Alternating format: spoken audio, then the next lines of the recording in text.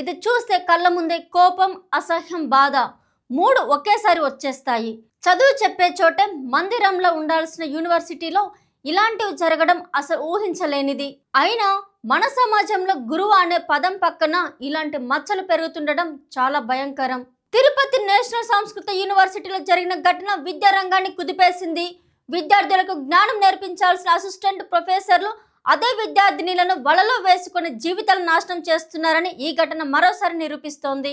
First year చదువుతున్న ఓ విద్యార్థిని assistant professor Laxman Kumar మాయమాటలు చెప్పి లైంగిక వేధింపులకు గురి చేసి ఆమెను గర్భవతి చేశాడు. అంతేకాదు, ఏకాంతంగా ఉన్న సమయంలో తీసిన వీడియోను మరో అసిస్టెంట్ ప్రొఫెసర్ శేఖర్ రెడ్డి ఉపయోగించి విద్యార్థిని బ్లాక్మెయిల్ చేయడం పరిస్థితిని మరింత దారుణంగా మార్చేసింది.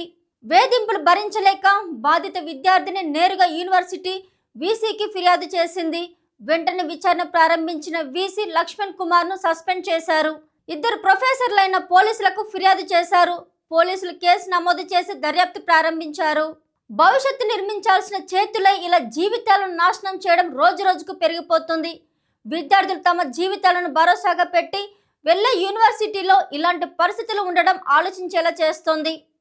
గురువు శిష్య సంబంధం అంటే గౌరవం, భరోసా, రక్షణ. ఇక్కడ మాత్రం ఆ భరోసాను పీకి కొట్టి అమ్మాయి జీవితాన్ని చీకట్లు నెట్టేశారు.